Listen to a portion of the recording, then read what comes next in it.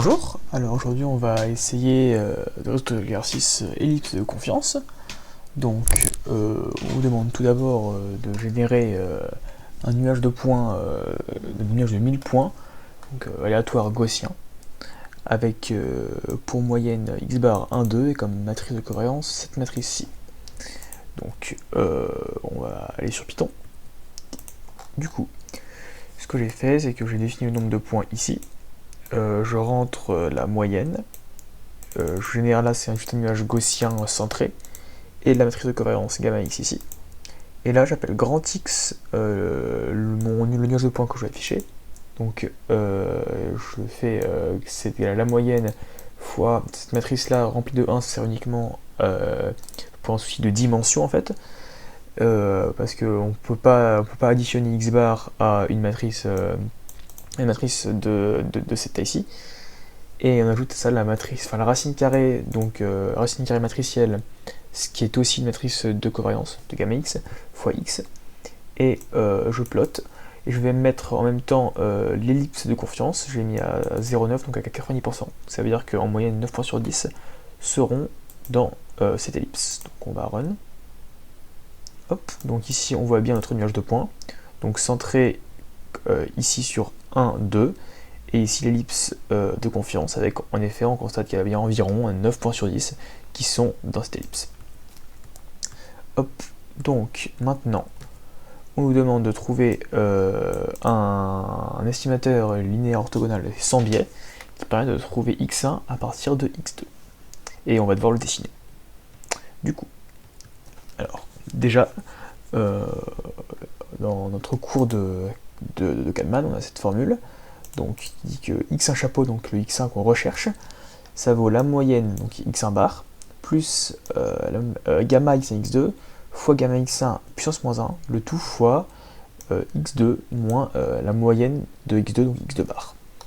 Donc ici x2 bar on l'a, c'est 2, x1 bar on l'a, c'est 1, gamma x1 x2 on peut le calculer, et gamma x1 pareil on peut le calculer. Donc gamma x1 ça vaut donc 3, donc moins 1 ça fait un tiers, gamma x1 x2 c'est ici, ça vaut 1.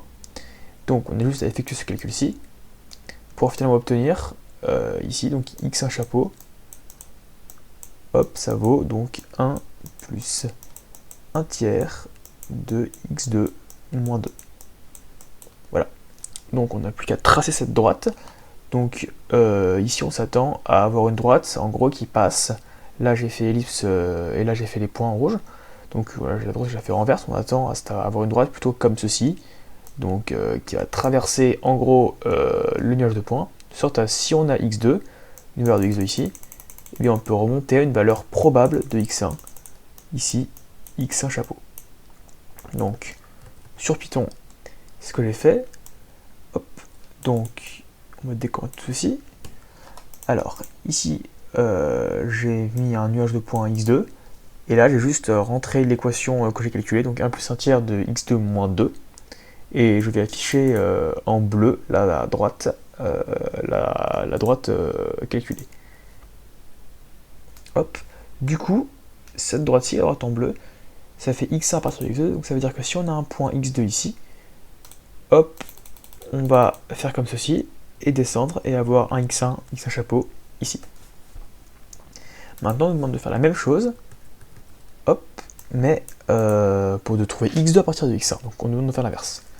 Donc ici, on fait juste exactement le même calcul, et ce coup-ci, c'est la même chose, juste on inverse x1, x2, et cette fois-ci, on tombe sur cette formule-là. Donc x2 égale 2 plus 1 tiers de x1 moins 1. Donc même chose sur Python. Je décompte ceci, et je vais afficher en vert cette droite-ci. Donc je run le programme, et on constate que la droite n'est pas identique. Alors pourquoi ça? Donc on va faire un petit dessin. Hop, alors, ce qu'il se passe, c'est que si la distribution était parfaitement linéaire, donc était avec des points comme ça dans une droite, et bien dans ce cas, on aurait évidemment les deux méthodes qui seraient identiques, donc une droite comme ça, et une droite comme ça. Hop. Mais comme en fait la répartition des points n'est pas du tout linéaire, elle est sous la forme en fait d'une espèce d'ellipse, même d'une ellipse, et bah en fait ça marche pas du tout comme ça, et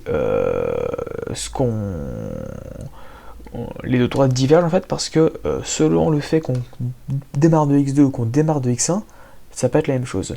Donc le cas extrême en fait serait d'avoir des points répartis de manière circulaire. Donc si les points étaient répartis de manière circulaire, donc on va faire un cercle, hop, ce n'est pas un cercle, ensuite un carré, hop, donc on va faire un cercle, donc on va faire quelque chose comme ça. Si les points étaient tous là-dedans, et ben en fait on aurait des droites qui seraient comme ceci. On aurait une droite comme ça et une droite comme ça, donc avec un angle de 90 degrés ici. Et en fait plus la répartition sera circulaire, plus cet angle là en fait va être petit. Ici on avait un angle inférieur on va dire à 45 degrés, donc ça veut dire que la répartition est plutôt suivant une droite, mais comme en fait elle est assez espacée, c'est pour ça qu'en fait que les deux ne convergent pas. Voilà pour cet exercice.